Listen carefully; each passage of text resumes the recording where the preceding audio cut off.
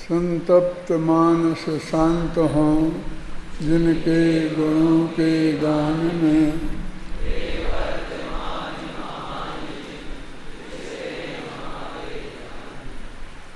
कौन सा 150वीं गाथा चलनी है? 250वीं है? ठीक है, तो कुछ आगे पीछे है, कुछ यहाँ तक हो गया था ना। ये तो हो ही गया था, परमर्षि देवर्षि। अब इसके बाद तो यही गाथा है। हाँ पढ़ो। जदि गुणदिकाय खेदं वेज्जावच्चत्थ मुज्जदो समणो न हवति हवति अगारी धम्मो सो सावयाणं से जो श्रमण वैयावृत्ति में छह काय को पीड़ित करें वह ग्रही ही है, क्योंकि यह तो श्रावकों का धर्म है। दो श्रमण वैयावृत्ति में छह काय को पीड़ित करें। ऐसी वैयावृत्ति वे नहीं कर सकते हैं इसमें छह काय के जीवों को पीड़ा होती है, क्योंकि ऐसी वैयावृत्ति तो श्रावकों का काम है। लेकिन यह गृही हैं, वे तो मुनि गृही हैं, गृहस्थ ही समझ लो यदि ऐसी वैयावृत्ति करते हैं तो, क्योंकि ये तो श्रावकों का धर्म है। अब ऐसी कौन सी वैयावृत्ति होगी कि ये छठ काय के जीवों को पीड़ित करते होंगे। माने अभी अपन सोचें कि मुनि महाराज को सिर में दर्द है, हाथ पैर में दर्द है, वे तड़प रहे हैं, बुखार हो गया है, तो क्या कर सकते हैं? वे हाथ दबा सकते हैं, पैर दबा सकते हैं, लेकिन गर्म पानी की पट्टी सिर पे नहीं रख सकते, ठंडे पानी की पट्टी सिर पे नहीं रख सकते। क्यों? तो पानी को गर्म करेंगे तो अग्निकायक जीवों की को पीड़ा होगी, वो पानी भी गर्म को पीड़ा होगी। अब एक छह काय के जीव है ना, तो एक इंद्री को भी होगी ना, तो बहुत गर्मी लग रही है, तो ऐसा लेके कोई चीज़ ऐसे हवा नहीं कर सकते। क्या कर सकते हैं? वैयावृत्ति करें तो क्या कर सकते हैं? क्योंकि हवा करेंगे तो वायु काय के जीव को पीड़ा होगी। एक इंद्रिय जीव को होता है ना पीड़ा पंखा चलाने से। अपने उसमें लिखा है पंखाते पवन बिलोल्यो, आता है ना आलोचना पाठ में, हैं? मैंने पंखा से हवा को डिस्टर्ब किया, तो ये पंखा की बात नहीं है, इनसे तो कितनी डिस्टर्ब होते हैं, मर ही जाते होंगी। लेकिन वो जो अपना पंखा होता था ना थोड़ा सा लकड़ी मकड़ी का, उसको ऐसा करना, इससे भी पंखा से हमने उसके लिए माफ़ी मांगी आलोचना पाठ में गृहस्थों ने। सोच भी नहीं सकते हम। ऐसा लिखा ना छह काय के जीवों को पीड़ा हो, ऐसा नहीं कर सकते। और दूसरी है कि उसकी व्यवस्था करनी पड़ेगी, फिर पानी की व्यवस्था लाओ, फिर अग्नि जलाओ, फिर उससे गर्म करो, फिर ठंडा होए, फिर कपड़ा के पट्टी बांधना है।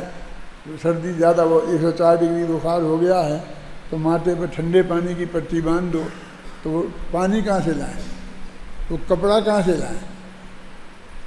हैं? उनके पास तो कुछ है नहीं।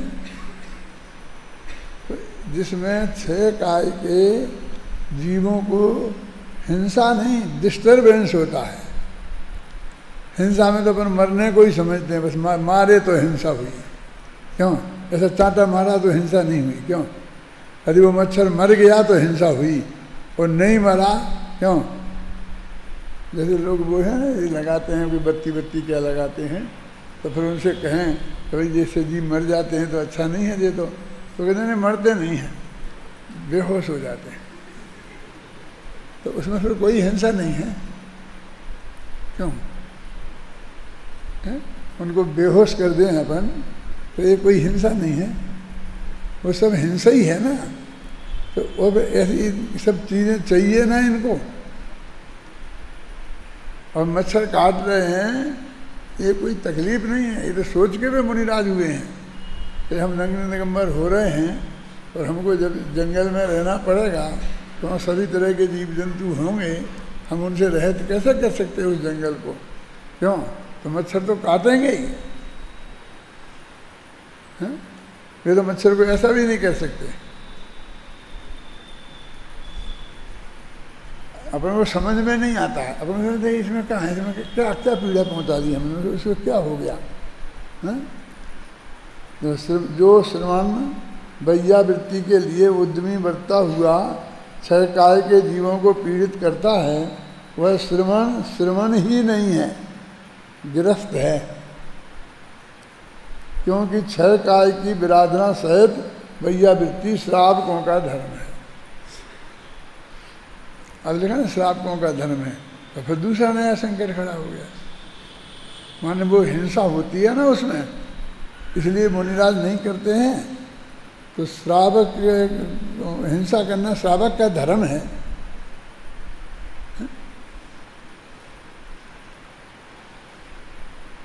कैसे क्या हो सकता है?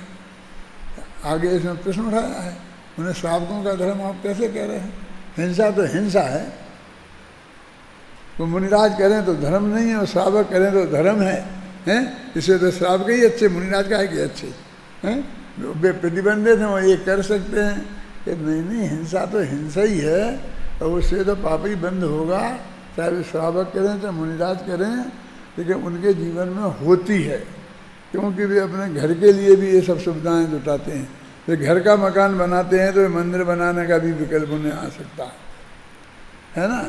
अपने लिए पंखा झड़ते हैं तो महाराज को भी पंखा झलने का विकल्प उन्हें आ सकता है, समझ गए ना? तो उनके जीवन में ये देखा जाता है। तो कहेंगे वो तो उनका कर्तव्य मन अल्प बंद होगा, अल्प लेप होगा, लेकिन लेप होगा, वे कर्म से छूटेंगे नहीं, कर्म धुलेंगे नहीं।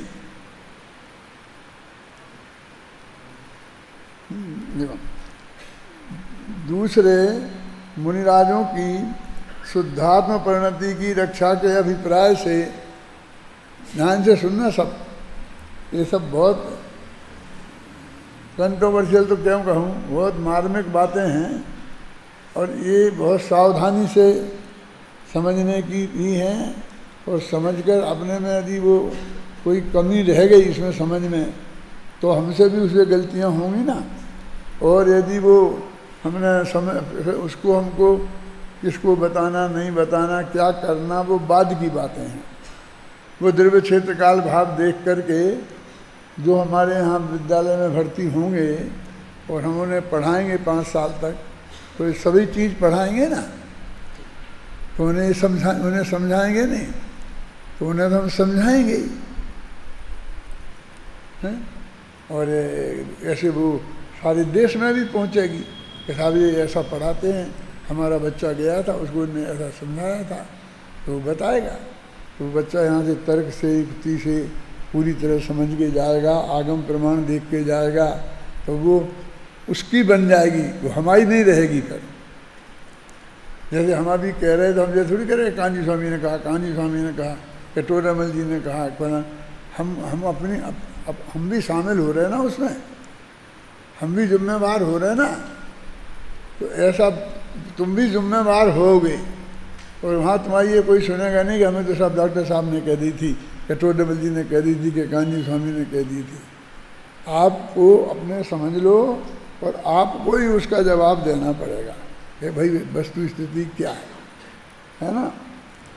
दूसरे मुनिराजों की शुद्धात्म परिणति की रक्षा के अभिप्राय से वैयावृत्ति की प्रवृत्ति करता हुआ श्रमण, अब उनकी रक्षा हो गए, मैंने उनके परिणामों में की रक्षा हो गए, उनकी तो रक्षा क्या है ना, अपने संयम की विराधना करता है। वो जो कहते हैं ना, सहकाय के जीवों की जो को पीड़ा पहुँची, तो उनका संयम है जी। षटकाय जीवन हननते सब विद द्रव्य हंसा तरी भागादि भाव निवारते हिंसा न भावित अवितरी, तो उनका संयम नष्ट हुआ। सवाल अकेले वो जीव ही मरे ऐसी नहीं है, जीवों को पीड़ा पहुंची इतना ही नहीं है, अकेला मरना ही हिंसा नहीं है, उसको डिस्टरबेंस होना भी हिंसा है, समझ में आई ना। और उससे अपना हम अपना संयम से गिरे, क्योंकि 6 काय के जीवों की रक्षा तो हमारा अहिंसा नाम का महाव्रत था। गृहस्थ धर्म में प्रवेश करने वाला वह श्रमण, मतलब जैसे नहीं मुझे कपड़ा पहना दिए जब गृहस्थ धर्म में प्रवेश किया, उसको ये विकल्प आ गया तो वो गृहस्थ ही हो गया, तो कहते हैं वो गृहस्थ धर्म में प्रवेश कर गया।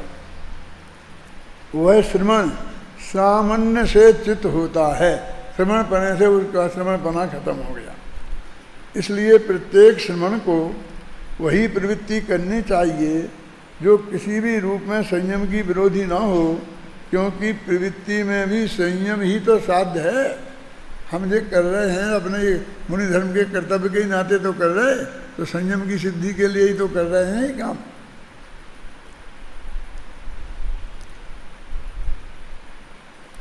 देखो बहुत हम अपनी गंभीरता से विचार करें, ये शास्त्र में 1000 वर्ष पहले लिखा गया।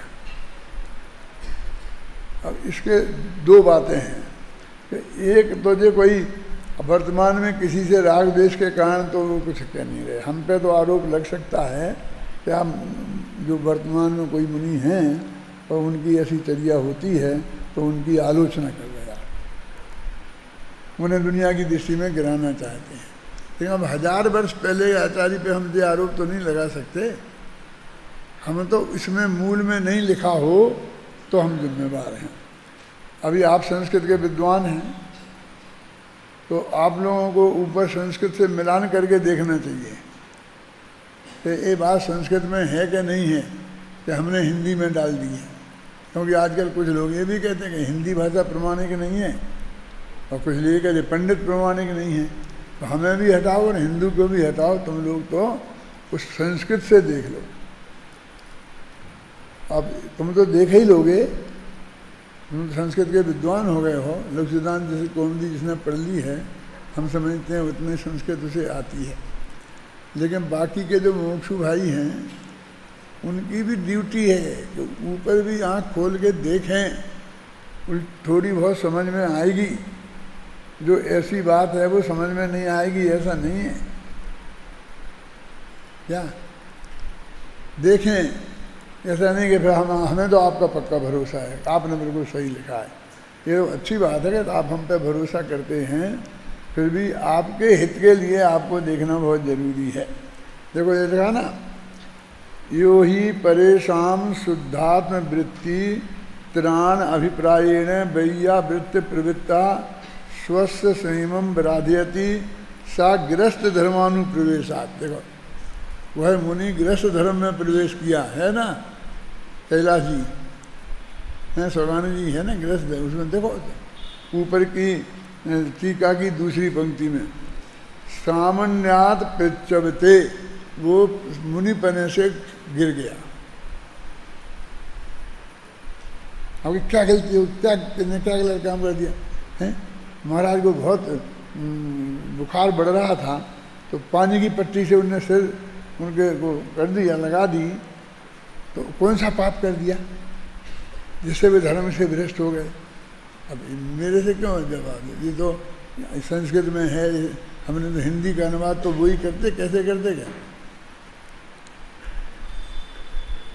ये जो है ना अपन वो पूजा में पढ़ते थे, अभी भी पढ़ते हैं ना, केवल ज्ञान बन्नऊ पुण्यम समग्र महमेक मना जो होवी, है ना। केवल ज्ञान रूपी अग्नि में मैं एक मन से संपूर्ण पुण्य को होम करता हूँ। जोहोमी माने होम करता हूँ। केवल ज्ञान बन्नऊ, केवल ज्ञान रूपी अग्नि में मैं समस्त पुण्य को होम करता हूँ। अभी ये बहुत एकदम सरल पंक्ति है, आप सब लोग इतनी संस्कृत जानते हैं तो इसका ये अर्थ आपकी समझ में आ जाए, है ना। फिर अपनी किताब में ही छप गया, मैं क्या करने वाली है, तो सबसे ज़्यादा मेरा ही अपराध है, उसमें छप गया कौन क्या इसका पद्यानुवाद, कोई जिम्मेवारी नहीं है किसका है वो।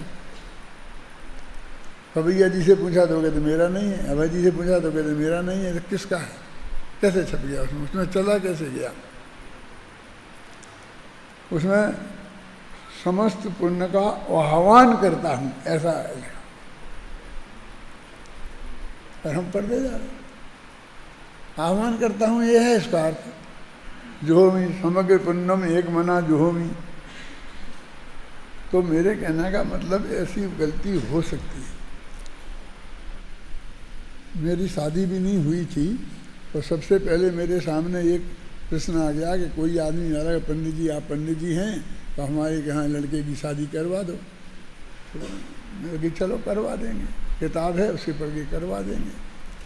तो मैंने तो सब ऐसा ही, वेदी प्रतिष्ठा भी किसी से नहीं सीखी हो, करवा दी। शादी भी किसी की नहीं सीखी थी और मेरी भी नहीं हुई थी, क्या क्या होता है, लेकिन मैंने शादी भी करवा दी। क्या तो जब मैं वो करवा रहा था तो उसमें मैं पढ़ा तो मेरे तो पैरों के नीचे जमीन निकल गई। उसमें क्या लिखा था, मैं इस लोग बोलता हूँ, ये ध्यान आएगा।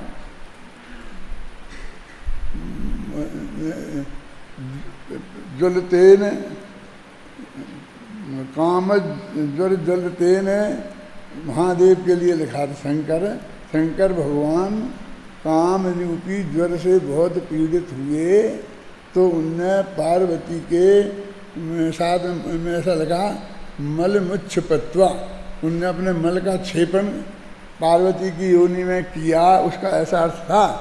और उससे जिस गणेश का जन्म हुआ वो गणेश हमारी रक्षा करे, उस श्लोक का ये अर्थ था जो उसमें लिखा था। अभी थोड़ी देर में याद आ जाएगा तो मैं पूरा श्लोक भी सुना दूंगा। हाँ लो आ गया। रुद्रेण कामज्वलतेन गौरिया, अब तो समझ में आ रहा तुम्हारी में। रुद्रेण कामज्वलतेन, काम से जलते हुए रुद्र ने गौरिया माने पार्वती के मल मुच्छपत्वा, मल का जो क्षेपण किया तो उससे गणेश जी का जन्म हुआ। दंत मुखो गणेशा, गज दंत मुखो गणेशा, हाथी जैसे दांत थे जिनके, गज गज गज जैसा मुख था जिनका, ऐसे गणेश जी का जन्म हुआ। वे गणेश जी आपका कल्याण करें। तो ब्राह्मण पंडित का किसी का बनाया हुआ था और वो लोग कहते थे इसलिए तुम इनका हमें हमारा क्यों इनको नमन। अरे अपने गणेश जी माने गणपति, गणपति माने गणधर, ये गणधर देव को नमस्कार है, ये समझा देते थे। मैं कहा मैं तो नहीं पढ़ूंगी। तो मैंने देखा ये सब जितने धर्म के अपने पंडित धर्म में जो यज्ञ कराते थे ना, वो 118 है ना मंत्र, सत्य जाता है नमः स्वाहा, अरहत जाता है नमः स्वाहा, समझे ना। कुछ नहीं है, दम नहीं है, एक मिनट में सिखा सकता हूँ मैं तुम्हें। 118 तो भी मंत्र हैं, और एक जो मंत्र का जाप किया हो, 1 लाख का किया, कितना किया, तो उसका 10/5 हवन किया जाता है। हवन करते हैं, अपन तो हवन करते ही नहीं, जो करते हैं तो उनकी विधि क्या है। तो उसका जैसे कि 1 लाख का जाप हुआ तो 10,000 हमें आहुतियाँ देनी है, तो 10,000 आहुतियाँ देनी है और हमारे 100 आदमी बैठे हैं कहा ना आहुति देने में, तो फिर कितनी रह गई, 100 रह गई। तो एक माला फेल लो उस मंत्र की और स्वाहा स्वाहा स्वाहा हो गए। ये है सब में, चाहे तुम वेदी प्रतिष्ठा करा दो, चाहे पंच कल्याण करा दो, चाहे पंच कल्याण का बाप करा दो, सब हो जाता है इसमें।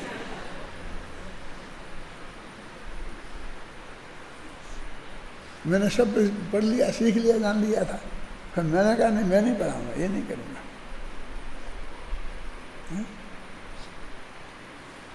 ये हुआ कैसे, क्योंकि पहले ब्राह्मण लोग ही कराते थे अपने यहाँ सब, फिर बीच में ऐसा लोगों को सनक छूटा, थोड़े पंडित हो गए कोई कि भाई नहीं हम तो जैन विवाह विधि से कराएंगे, तो हमारे किसी पंडित ने जैन विवाह विधि लिख दी। तो वही ब्राह्मण पंडित ने लिख दी, तो उसी में से जो अपवित्र अपवित्र हुआ उनके यहाँ है, तो उसने अपने आप ही वही जोड़ दिया, अपवित्र अपवित्र हुआ, समतो दुष्ट हुआ, या परमान नमस्कार को ध्याता है, और वहाँ पर गणेश जी को ध्याता था। ये सब ऐसी बनाई हुई सब चीज़ें हैं, किसी ने सोचा नहीं। ये बड़े बड़े न्यायाचार्य पंडित थे, बड़े बड़े सब थे।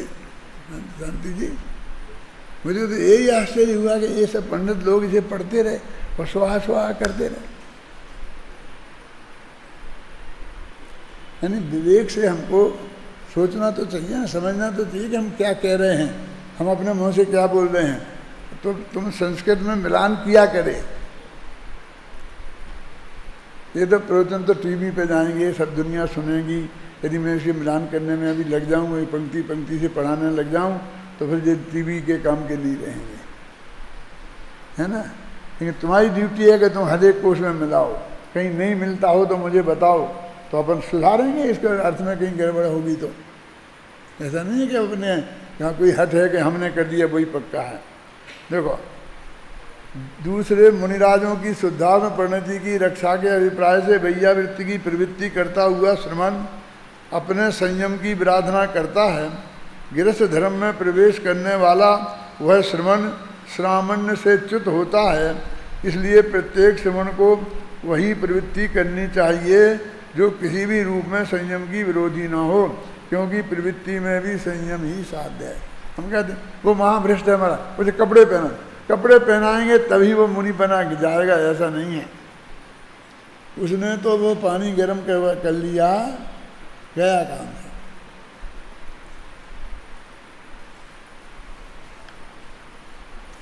एक सच्ची घटना है। एक महाराज थे जो मेरे बहुत प्रेमी थे, मैं भी उनका बहुत प्रेमी था।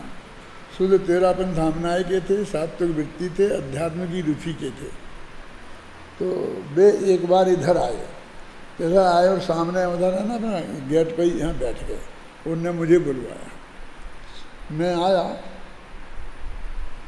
तो उनने कहा कि पंडित जी बात ऐसी है कि मेरे को पाइल्स की तकलीफ हो गई है। अब हो तो सकती है ना, एक दफ़े पानी पिएंगे, वो खाना ऐसा गैस खा लेंगे, वो मल सूख जाएगा, तो अपन लोगों को हो जाती है, तो उनको वे अपने जैसे तो आदमी हैं, अपन को बहुत उसमें कोमल परिणाम से सोचना चाहिए, आलोचना से नहीं सोचना चाहिए। तो उनने कहा कि देखो मैं अंग्रेजी दवाई तो खाता नहीं हूँ, ले नहीं सकता हूँ, लेकिन मैंने सुना है कि यहाँ पर एक प्राकृतिक चिकित्सा के डॉक्टर हैं, सुखराम जी थे करके, क्योंकि आपके मित्र हैं मैंने सुना है, तो आप उनको बुला दो, तो मैं उनसे समझूँ कुछ को अपने करके देखी। तो मैंने कहा महाराज सुखराम जी को तो बुला दूंगा मैं, आ जाएंगे वे, लेकिन आप करेंगे क्या? वे तो मट्टी की पट्टी बांधेंगे, वे कहेंगे कि ये टब में बैठो, गर्म पानी के टब में बैठो, ठंडे पानी के टब में बैठो, तो आप तो ये तो कर नहीं सकेंगे, तो आप ये फिर क्या करेंगे? उनको नहीं बुलाने के लिए मैं टाल रहा हूँ। मैंने कहा ऐसा नहीं है, बोले बुला तो दे फिर देखेंगे। तो मैंने बुला लिया, वो आ गए बेचारे, उनने सब देख दाख करके समझ गए, फिर वही शुरू कर दिया, ये पट्टी बांधना, ये करो ये करो, वो बताने लगे। तो मैं ये तो महाराज ने भी कही मैं तो नहीं करूँगा, ये मैंने भी की कि ये तो नहीं करेंगे। तो बोले मेरे पास जादू मंत्र थोड़ी है, मैं क्या कर सकता हूँ, और ये करेंगे तो ही होगा ना कुछ। वे महाराज बेचारे चले गए, उन्होंने नहीं किया होगा बिल्कुल, वो तो बहुत शुद्ध सात्विक वृत्ति के थे। और वो भैरव सिंह शेखावत यहाँ मुख्यमंत्री थे ना, तो उनके गांव के पास के गांव के थे वो, क्या नाम था पास का गांव? कुली है, आप जानते हैं? कुली गांव है, भैरव सिंह शेखावत का गांव कुछ और है, खाचरियावास है, खाचरियावास के पास कुली है 2 मील पे। तो वहाँ के वो महाराज थे, इसलिए भैरव सिंह जी भी उनके पास आते थे और बात करते थे, सब बात करके। तो जब वो ज़्यादा उनकी तबीयत ख़राब हुई, समाधि की पाई, तो फिर हमको याद किया उनने। तो हम यहाँ से खाचरिया वहाँ कुली गांव में गए थे, अपनी गाड़ी लेके, यहाँ से सीकर के पास है उधर कहीं, उनके पास भी गए थे। बहुत शांत परिणाम से उनकी समाधि हो गई। तो मैं ये कह रहा हूँ कि अभी तो वो तो जो उन्होंने ले लिया है व्रत, वो तो व्रत है, और यदि उससे वो च्युत होंगे तो भंग हो गया। अभी कपड़ा पहने कि नहीं पहने, वे तो कहते हैं ये आचार्य कह रहे वे तो गिरस्त हो गए। लिखा ना इसमें कि मैं फिर पढ़ूँ इसे देख करके, कहाँ गया पेज नंबर?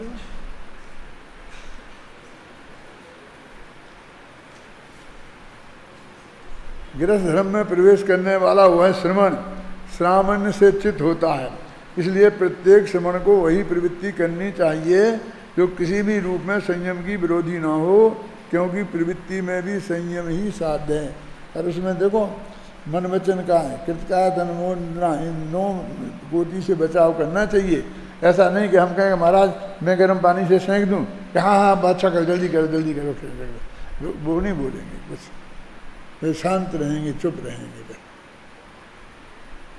तुम्हें जो करना हो करो, नहीं करना हो करो, भी कुछ नहीं कहेंगे। क्या अब यहाँ एक प्रश्न हो सकता है, देखो यहाँ श्रावकों को 6 काय के जीवों का विराधक बताया गया है, क्या यह उचित है? ये प्रश्न क्या लिखा कि श्रावक तो 6 काय के जीवों का विराधक होता है, हैं?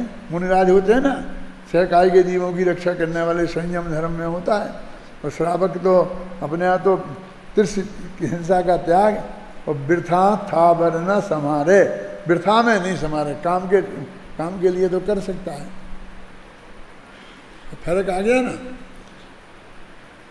वो कहते देखो, वो कहते उचित है क्या? हाँ, आपने उनको कह दिया कि वो 6 काय के जीवों के विराधक हैं, तो श्रावकों को तुम्हें, अरे हमें तो मुनि श्रावक हो गए, वो ये श्रावकों का काम था ये कहा है। देखो अरे भाई इसमें उचित अनुचित की क्या बात है?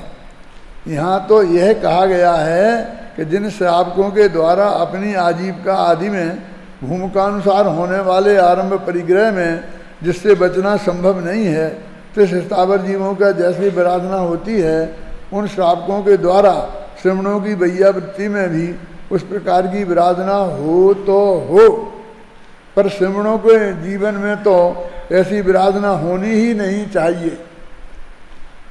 श्रावकों को त्रिशस्तावर जीवों की विराधना करना चाहिए, ऐसी कोई बात नहीं है। देखो बहुत बारीकी से ध्यान देना, वो अपने घर का मकान बनाता है, ये सब करता है, तो उसके लिए वो भी करेगा, लेकिन हम ये नहीं कह रहे कि वे कर सकते हैं, हमारा अधिकार है, हम तो कर सकते हैं। हिंसा करने का भी कोई अधिकार होता है? चोरी करने का भी कोई अधिकार होता है? झूठ बोलने का भी कोई अधिकार होता है? अरे तुम भी उससे बच सकते हो तो बचो, और कम से काम चलाओ, ख्याल में आए ना। लेकिन देखिए श्रावकों को त्रिशस्तावर जीवों की विराधना करना चाहिए, ऐसी कोई बात यहाँ नहीं है कि वो उन्हें करना चाहिए, हम ये नहीं कह रहे, लेकिन वे करते हैं तो मुनिराज के लिए भी ऐसा उनको विकल्प आ जाए तो वो उन्हीं की भूमिका के अनुसार है, लेकिन उस भूमिका में भी उन्हें पुण्य पाप बनता है, वो मोक्ष नहीं जाते ना, तो वो जो उसमें बनेगा तो इसमें भी बन जाएगा। मैंने तो अपनी वो पूजन की जयमाला में बहुत स्पष्ट शब्दों में लिखा है कि जो आपके मकान बनवाने में जो पाप आपको करने पड़ते हैं, ज़मीन खोदना, उसमें जो भी जीव की हिंसा होती है, पानी का उपयोग जो भी करना, जो समझे ना, और ये भी समझ लो कि ऑफिसरों को घूस देना, उनसे नक्शा पास करवाना, नहीं तो भी डिस्टर्ब करेंगे, तो मंदिर बनवाने में नहीं करना पड़ता। क्यों? उसमें भी देना पड़ती है, कोई से नहीं, वो ऑफिसर नहीं छोड़ेगा आपको, तो सब पाप करना पड़ेंगे। ये जो हमारे मुकदमे चलते हैं ना श्वेतांबर के शेखर जी के मामले में, वो ऑफिसरों को वो भी घूस देते हैं और ये भी घूस देते हैं, आप समझ गए ना। और फिर वो बस समझ लो क्या क्या नहीं होता है, मैं आपको प्रवचन में कहना नहीं चाहता हूँ। हम काहे को झंझट में पड़ेंगे?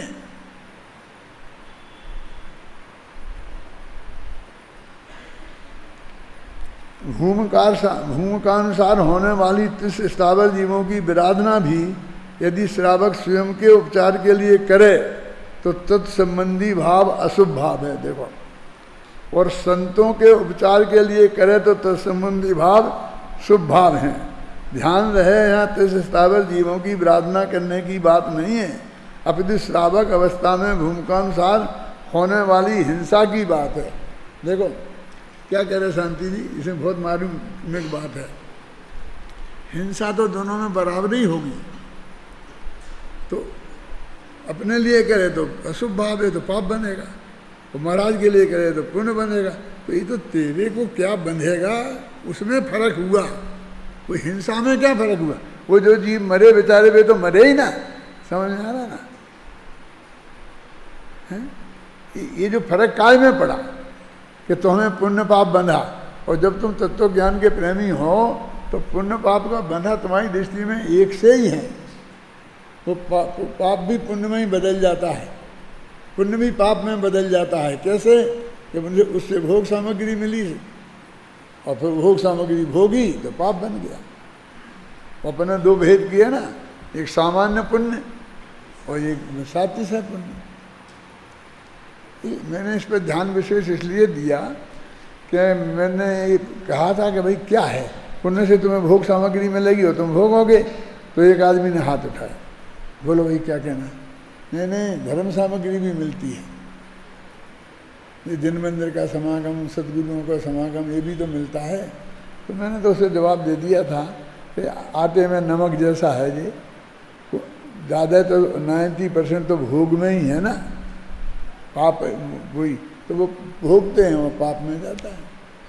उनको भी ऐसे लाखों लोग तो ऐसे हैं कि जो धर्म नाम की चीज़ का कोई मतलब ही नहीं है, लेकिन जिनके धर्म है उनके भी कितना धर्म है और कितना लौकिक भोग है।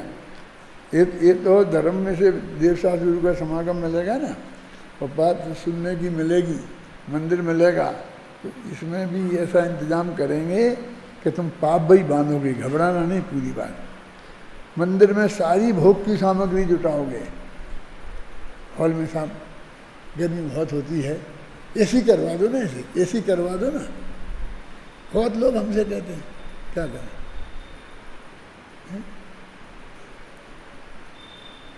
ये तुम्हारी भोग की व्यवस्था नहीं है।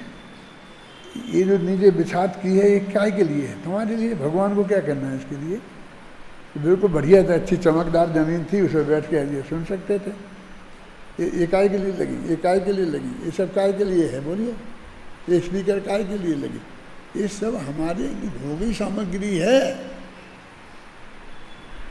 हाँ, जैसे हम भोगते थोड़ी हैं ऐसे, हम तो प्रवचन सुन रहे, नहीं प्रवचन सुन रहे, लेकिन प्रवचन सुनने के लिए तुमको बिल्कुल ठंडक चाहिए ना। गर्मी लगे तो नहीं सुन सकते हो ना, तो ये क्या है बोलो। फिर मंदिर में भी भगवान के सामने पूजा कर रहे तो वहाँ भी भगवान को गर्मी लगती है, तो वहाँ भी पंखा लग गए। कभी के साहब अपन तो नहीं लगाना चाहिए, टोडामल जी का मंदिर है। अरे साहब अपन नहीं लगाएंगे तो सब पूजन करने वाले अपने मंदिर में नहीं आएंगे, उस मंदिर में चले जाएंगे। तो मैंने कहा चले जाएंगे ना, पूजा तो करेंगे, पूजा तो नहीं छोड़ेंगे, चले जाएं तो क्या फर्क पड़ता है? नहीं साहब है जी, अपना मंदिर बना तो आना चाहिए, अधिक से अधिक आना चाहिए, और बढ़िया सुविधा बनाओ, पंखा लगा दो, एसी लगवा दो, और जो भी कहो और करवा दो। क्यों? और फिर नहीं आए तो ऐसे तो बच्चों को आए पाठशाला में, इसलिए कुछ ना कुछ पुरस्कार देना चाहिए। तो बढ़िया बढ़िया डब्बे मब्बे बांटते हो ना, तुम लाए थे ना पानी के लिए, इसके लिए वो ठंडे के, ये सब लगाओगे करके। फिर धीरे धीरे सब पुजारियों को दो, जो पूजा करेगा उसके लिए बहुत बढ़िया 5000 का एक बढ़िया थर्मस दिया जाएगा, है ना। फिर ये भी शुरू कर देना धीरे धीरे। और लोग कहते हैं भोजन की व्यवस्था साथ में करो तो आदमी 10 गुने हो जाते हैं, भोजन की व्यवस्था नहीं करो तो इतने ही नहीं आते हैं। तो ये भोजन की व्यवस्था क्या है और भोजन कैसा होना चाहिए? देखो साहब, ये तो अच्छी बात नहीं है। हम शादी में तो 6 मिठाइयाँ बनाए और बस इधर शिविर में बस 2 ही मिठाइयाँ। अरे काहे की मिठाई का क्या काम है? 2 रोटी की व्यवस्था हो जाए और लेटने की जगह बैठ जाए। गुरुदेव तो बोलते थे कि जूतों में बैठकर सुनने को तत्व ज्ञान मिले तो सुनना चाहिए। अब हम धीरे धीरे धीरे ये सब जुड़ती जा रही हमारी। क्यों?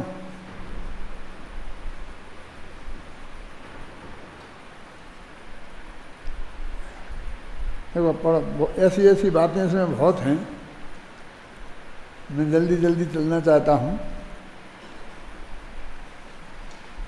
घूम का अनुसार होने वाली चीज हो गया। विगत गाथा में मुनिराजों द्वारा की जाने वाली वेश्यावृत्ति पूर्णतः अहिंसक होती है, समझ गए ना। यह स्पष्ट करने के उपरांत अब इस गाथा में शुभोपयोगी मुनिराजों द्वारा की जाने वाली प्रवृत्ति के विषय में दो भागों में विभाजित करते हैं। उस प्रवृत्ति को दो तरह की होती है, कौन कौन सी, पढ़ो भाई।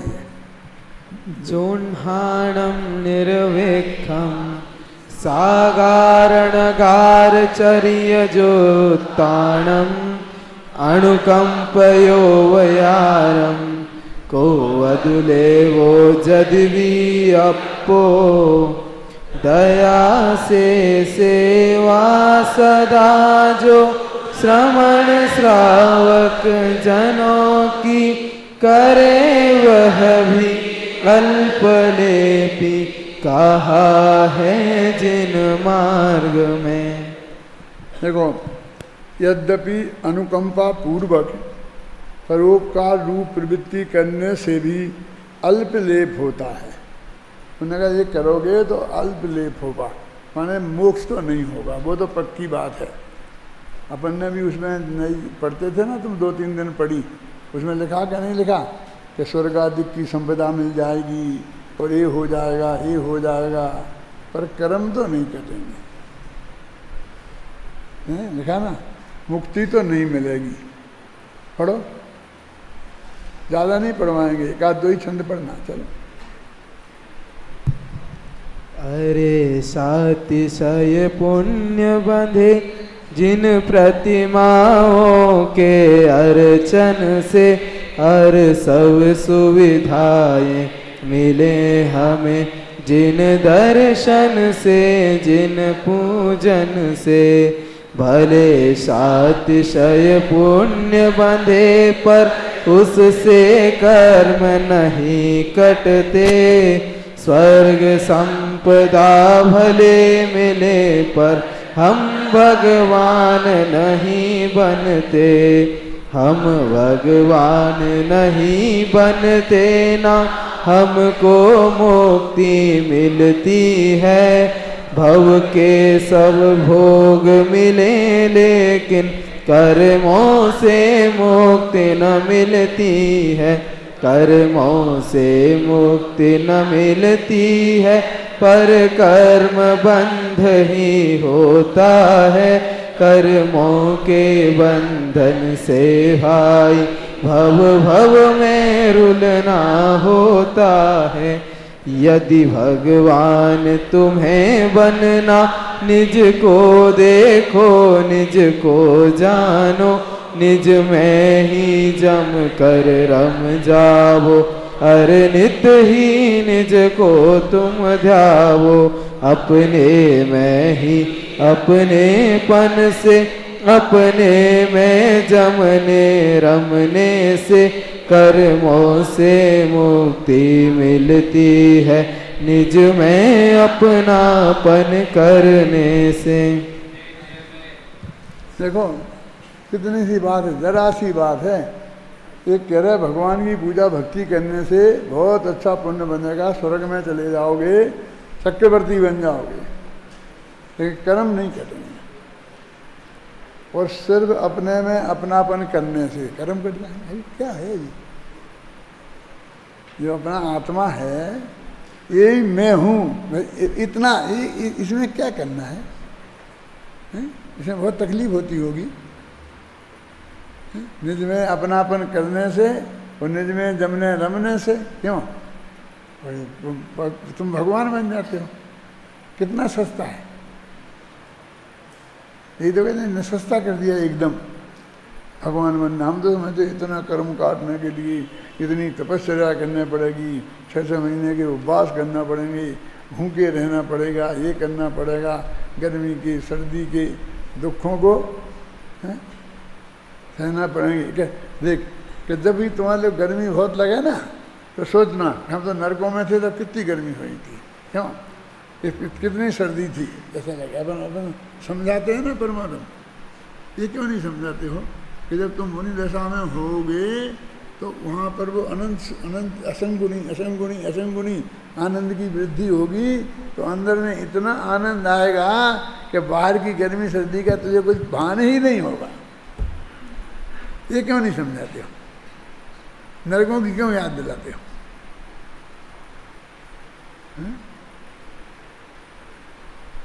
हमारे समझाने का तरीका ही हमने नहीं रहा, क्योंकि यहाँ तो हमारे पास समझाने के लिए कुछ है ही नहीं, क्योंकि वो उस बात की तो हमें खबर ही नहीं है कि मुनि दशा अनंत आनंद की दशा है। ये तो मैं तर्क बता दिया ना सब, असंख्याक गुणी शुद्धि की वृद्धि, आनंद की वृद्धि, तो वो आनंद हमें नहीं दिखता है। एक दफे कल्पना में तो लाओ उस आनंद को, हैं? कहाँ पढ़ रहे थे अपन? इनकान में पढ़ी ना,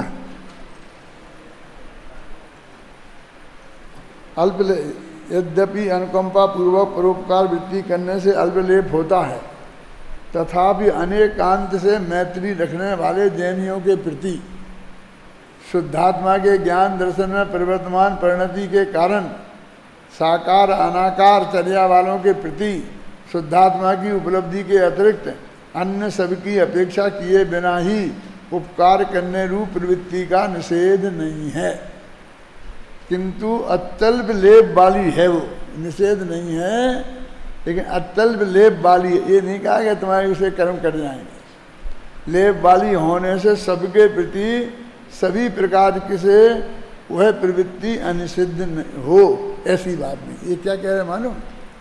कि जो हमारे गुरु हैं, श्रेष्ठ हैं, शुद्धोपयोग में लग रहे हैं, फिर वो सच्चे हैं, तो उनके लिए तो ये अल्पलेप वाली प्रवृत्ति कर लो।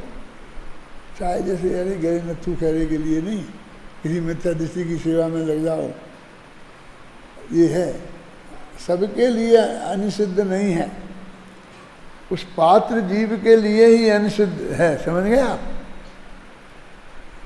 जो मैं कह रहा हूँ उसे अपने उपयोग में रख लो, फिर बाद में देखना चाहिए गहराई से, है ना। किंतु अल्पलेप सबकी अपेक्षा किए बिना ही उपकार करने रूप प्रवृत्ति का निषेध नहीं है, किंतु अत्यल्प लेप वाली होने से सबके प्रति सभी प्रकार से वह प्रवृत्ति अनिषिद्ध हो, ऐसी बात नहीं है। क्योंकि उस प्रकार की प्रवृत्ति से पर की और निज की शुद्धात्म परिणति की रक्षा नहीं होती। महान पुरुषों के प्रति भी नहीं होती रक्षा, लेकिन उतनी तो हम बर्दाश्त कर लेंगे। फिर रक्षा नहीं होगी तो अरे गए नथु खैरे के में कैसे लग जाएंगे? नहीं साहब, अपन तो बीत राग भाव से सबकी सेवा करना है, चाहे भी इसमें लगे हों, चाहे भी कुछ भी, उनकी वो जाने है। ऐसा है, एक आत्मा के ध्यान में है, अध्ययन मनन चिंतन में लग रहा, उसके लिए व्यवस्था जुटाना अलग बात है, और एक जाके धंधा पानी कर रहा, समझ गया ना, और उसके लिए जुटाना एक ही बात है। वो जाएगा दुकान पे बैठेगा तो 25 को ठगेगा, ये करेगा, जिसका ऑपरेशन नहीं करने की ज़रूरत है उसका भी कर देगा पैसे के लिए। क्यों? उसकी भी भैया वृत्ति का वही फल होगा जो एक जनवानी की सेवा में निरंतर प्रवृत्ति वाली की भैया वृत्ति का वही फल होगा, है ना। नहीं होगा, क्योंकि उक्त कथन में यद्यपि आचार्य अमृतचंद साकार और अनगार पद का अर्थ साकार और अनकार उपयोग करते हैं। वे कौन साकार अनकार उपयोग? कौन? दर्शनोपयोग और ज्ञानोपयोग, ऐसा अर्थ करते हैं। पर आचार्य जैसे तात्पर्य वृत्ति टीका में साकार माने गृह श्रावक और अनगार माने मुनिराज, ऐसा अर्थ करते हैं। साकार का साकार और अनगार, है ना। इस कारण इस गाथा में अत्यंत स्पष्टों में यह कहा गया है, यद्यपि अनुकंपा पूर्वक की गई परोपकार रूप प्रवृत्ति से अल्प लेप होता है ना। अनुकंपा रूप परोपकार की जो प्रवृत्ति है उससे अल्प लेप होता है। लेप में अल्पता आती है, लेप से बचते नहीं हो, समझ गया ना। तथापि यदि वह अनुकंपा शुभोपयोगी संतों द्वारा शुद्धात्मा की उपलब्धि की भावना से शुद्धात्मा के साधनों की जाती है, तो उसका निषेध नहीं है। परंतु यद्यपि उक्त प्रवृत्ति में अल्पलेप ही होता है, देखो तुम्हारे अल्पलेप होता है, यहाँ कहते अल्पलेप ही होता है। क्या मतलब? ये उसे ज़्यादा नहीं बनोगे, फिर भी वह शुद्धात्मा के साधकों से भिन्न अन्य लोगों की शुद्धात्मा की साधना से अन्य अपेक्षा से की जाती है, तो शुभोपयोगी संतों के लिए उसका निषेध ही है, क्योंकि इससे अपनी व अन्य श्रमों की शुद्धात्मा परिणति की रक्षा नहीं होती। हो गया ना स्पष्ट? अभी हम कहते हैं कि हमें विकल्प है तो हम जैन दर्शन के विद्वान तैयार करें, क्योंकि जैन दर्शन नहीं तो खत्म ही हो जाएगा, कोई बताने वाला नहीं रहेगा, उसके जानकार रहना चाहिए। और जो जैन दर्शन के लिए अपना जीवन लगा रहा है, उसके लिए जो भी सुविधाएं हमसे बनेंगी हम जुटाएंगे। क्या अब आप कहते हमने वे सब सुविधाएं जुटाई। एक आता है कि नहीं साहब वो हमारा बच्चा है और वो उसे मेडिकल कॉलेज में पढ़ना है, लेकिन वो बहुत शुद्ध खाना खाता है, तो आपके खाने भोजनालय में खाने की सुविधा दे दो और ठहरने की भी दे दो। हम कहते नहीं दे सकते। क्यों? आपका क्या है, कैसे है, ये भी पढ़ाई है, वो भी पढ़ाई है। ये पढ़ाई नहीं है, वो पढ़ाई है। तो एक सुविधा हम तुम्हारे विद्यार्थी को देंगे तो एक हमारे विद्यार्थी कम भर्ती कर पाएंगे। ऐसे यदि 100 आदमी वैसे हो जाते तो तुम 100 ही रह जाओगे ना, तुम्हारी सीटें 200 से 100 रह जाएंगी कि नहीं रह जाएंगी? हम वो नहीं कर सकते। नहीं तो वो शुद्ध खाना खाता है, हम शुद्ध खाना का प्रचार करने वाले नहीं हैं। वो शुद्ध खाना खाता है तो तुम एक बढ़िया यहाँ पर छात्रावास खोलो और शुद्ध खाने की व्यवस्था करो और उन सबको ठहराओ। हमारा शुद्ध खाना हमारे विद्यार्थी भी खाते हैं, लेकिन शुद्ध खाने के लिए तुम्हें यहाँ नहीं बुलाया है। क्या कह रहे? ये तत्व ज्ञान सिखाने के लिए बुलाया है, और उस वक्त खाना देना पड़ता है तो हम वो अशुद्ध क्यों देंगे? तुम कहोगे हमें अशुद्ध चाहिए तो कहेंगे हम तुम्हें यहाँ रहने भी नहीं देंगे। तुम कहोगे हमें तो आलू तो बनना ही चाहिए। अभी मैं ऐसी बात मेरे दिमाग में आ रही है, कह दूँ शांति जी, सच्ची घटना है। मैं इधर आया था, यहाँ एक छात्रावास खुला था, तो उस कमेटी समाज के सब बड़े बड़े लोगों को मैंने बुलाया था। उनके नाम मैं नहीं बताऊँ, लेकिन इस वक्त यहाँ के टॉप के थे। ये 50 साल पुरानी बात है, सही घटना बता रहा हूँ। मेरे इसी ऑफिस में बैठे थे, मैंने घर से चाय बनवा के बुलाई थी, चाय सामने रखी थी, और उनमें से एक आदमी बोले कि छात्रावास चलाना है तो रात्रि में भोजन और आलू वगैरह तो देने ही पड़ेंगे, इसके बिना छात्रावास नहीं चल सकता। बहुत बड़े आदमी ने ये प्रस्ताव रखा और बाकी के बड़े आदमियों ने उसका समर्थन किया। तो मैंने ये कहा कि जब तक इस बाउंड्री के भीतर मैं हूँ तब तक तो ये किसी कीमत पर नहीं हो सकता, और मैं नहीं रहूँगा तो आप चाहे जो करना, जो कुछ आपको करना। बोले आप समझते हैं सबके घर में बनते हैं, कौन आगे रहेगा आपके यहाँ? नहीं, कोई नहीं रहेगा तो नहीं रहेगा। हम तो निकालेंगे कि हमारे यहाँ तो ऐसा खाना हमारा ऐसा है ऐसा है, फिर जो आएंगे उनको रखेंगे, नहीं आएंगे तो अपने आप बंद हो जाएगा। आप कह रहे बंद कर दो, यदि आपको ऐसा करना है तो हो जाएगा बंद। तो साहब वो सब लोग इतना नाराज हुए, देखो कि वो हमारी चाय रखी थी, उनने चाय नहीं पी और सब उठ के चल दिए। भगवानी जी, ये सच्ची घटना है, इसी स्मारक के भीतर की। मैंने कहा गोदगा जी थे, पाटनी जी थे, वे तो दोनों जने बोले नहीं। मैंने कहा गोदगा जी, पूज्य गुरुदेव श्री ये मानेंगे कि यहाँ आलू बने और रात्रि भोजन हो? अपन को वैसे ही तो बदनाम करते हैं सारे देश वाले कि हम भ्रष्ट लोग हैं।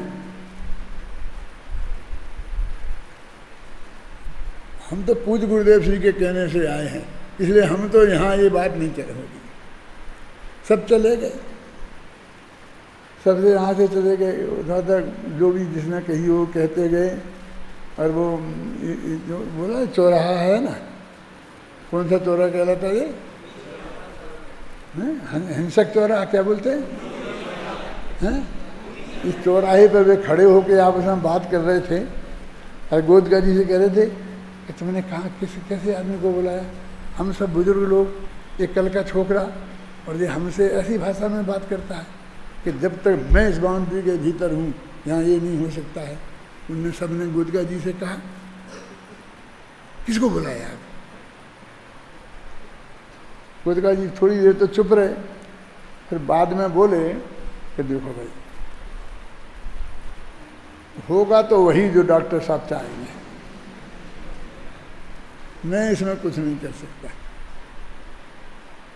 अब आप सोचो जो आपको करना हो। ऐसा गोदका जी ने वहाँ कह दिया, इसी चौराहे पर, खूनी चौराहा कहते ना, ये खूनी चौराहे पर कह दिया उन्होंने, और सब चले गए अपने अपने घर। वो हमारी चाय, अब हम अकेली कितनी कप चाय पीते हैं पड़ी रही, मीटिंग खत्म हो गई, क्या होगा? अब हम शाम तक हम सब भी शांत रहे।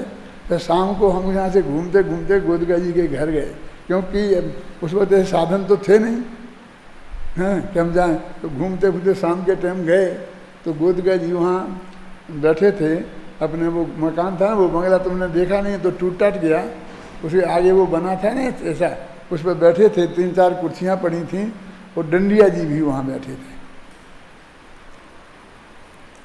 हम वहाँ पहुँचे, हम देखना चाहते थे कि अभी क्या हुआ है, कैसे, हमें वो मालूम नहीं था गोदका जी ने ये कह दिया है कि होगा तो वही जो डॉक्टर साहब कहेंगे, मालूम नहीं था हमें, क्योंकि वो तो उन्हीं के बीच में बात हुई थी ना। तो हम जाते ही फिर डंडिया जी खड़े हो गए और उन्होंने कहा, हम आपसे माफ़ी मांगते हैं, हम लोगों से जो कुछ भी हो गया आपका अभिनय पर ऐसा ऐसा। उनने हमसे ऐसी बात करी, ये क्या हो गया, क्या बात है, कैसी बात है? गोदका जी ने, क्यों? नहीं हम गलत समझ गए, हम ऐसा समझ गए, ऐसे बात करके ख़त्म हो गई बात। फिर गोदका जी ने हमें बाद में बताया जब वे चले गए कि मैंने ऐसा ऐसा कह दिया था। इसके पहले के ये फर्स्ट मीटिंग का है ये, समझे ना कैसे शुरू हुआ है कि सात्विक वृत्ति। और तुम नहीं तो अभी तो सब डॉक्टर इंजीनियर बन रहे होते हैं यहाँ।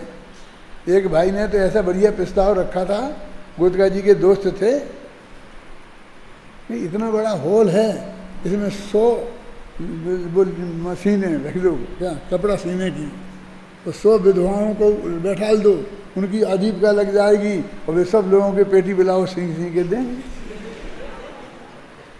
ऐसा भी प्रस्ताव आया था, हमें नाम नहीं बताता हूँ किसने किया था। फिर मैंने गोदका जी से कहा कि आप चिंता मत करो, ये हॉल बहुत बड़ा है, भरेगा नहीं, तो महिलाओं से भर दो, उन मशीनों से भर दो, क्या इसकी ज़रूरत नहीं है।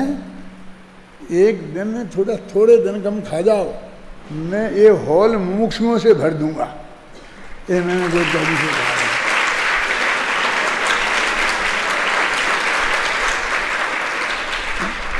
ये हॉल में मुमुक्षुओं से भर दूंगा, और यहाँ ज्ञान की चर्चा होगी, और सब लोग उसे पढ़ेंगे, सुनेंगे, पढ़ेंगे, जो आप चाहते हो वो सब होगा, लेकिन थोड़ा समय लगेगा। और बताऊँ क्या क्या हुआ। एक तो आदमी आए, बोले इतना बड़ी छत है, इस पर तो 100 बोरी बीड़ी के पत्ते सूख सकते हैं। तो बीड़ी बनती है, उसके पत्ते तोड़ के आते हैं और उन्हें सुखा करके फिर बंडल बनाए जाते हैं। वो सागर के वाले सेठ थे ना, तो बीड़ी के सेठ थे, तो बोले इस छत पे तो इतने बीड़ी के पत्ते सूख सकते हैं। किसी को मिर्ची सूखना दिखती थी, किसी को बीड़े के पत्ते, किसी को वो। जो मशीनों का काम करता था ना, दर्जी का, उसे सब मशीनें भरना दिखती थी, जिसका जो काम था उसको वो दिखता था। मैंने कहा मैं तो सब मुमुक्षुओं से असली आत्मार्थियों से भरूंगा, मैं डॉक्टरों से नहीं भरूंगा, इंजीनियरों से नहीं भरूंगा। ये तो नहीं, यूनिवर्सिटी के बगल में बैठे हैं, यहाँ पर लाख विद्यार्थी पढ़ते हैं यूनिवर्सिटी में, और सबको ठहरना है, इन सब के मकानों में किराए से लेके रहते हैं, और एक को 10-10 हज़ार रुपये महीना देना पड़ता है। जितनी जगह में तुम रहते हो, जिस सुविधा के साथ, अभी जाके बाहर रह के देखो तो 10,000 रुपये महीने से कम में नहीं मिलेगी तुम्हारे लिए वो जगह। थोड़ा अनुभव करने के लिए हम, जब तुम बीएड करते हो तो हम कोई सुविधा नहीं देते हैं कि जाके बेटा थोड़ी दुनिया देख तो लो कि तुमने 5 साल तुम्हें क्या सुविधा मिली है। मैं कह बीएड नहीं, बीएड को भी नहीं, मैं जो तो जैन दर्शन का शास्त्री करेगा, उपाध्याय करेगा, बस वही यहाँ पर रहेगा, वही खाएगा, वही भी पिएगा और कोई नहीं रहेगा। कितनी मैंने मजबूती से, दृढ़ता से अपनी जान की बाजी लगा करके इस बात को मैंने रखा है आज तक। मुझे चिंता है कि कल कोई ये रह पाएगा कि नहीं। पहले तो मैंने कहा था सबसे, एक दफ़े फिर कह देता हूँ कि मैं तो लिख के रख जाऊँगा कि ऐसा ऐसा करना, फिर कोई मानेगा तो मानेगा, नहीं मानेगा तो नहीं मानेगा। मेरा कोई वो तो मेरा बस चल नहीं सकता है। क्यों? यदि आप समझते हैं कि मैंने 50 वर्ष में कुछ हुआ है और अच्छा काम हुआ है, समाज को विद्वान मिले हैं, आप लोगों को मुक्ति मार्ग मिला है, तो फिर हमेशा इसको ऐसे ही चलाना। मैं परमात्मा से, बबली से, सबसे कहता हूँ तो तुम ऐसे ही चलाते रहो, यही बहुत बड़ी उपलब्धि है।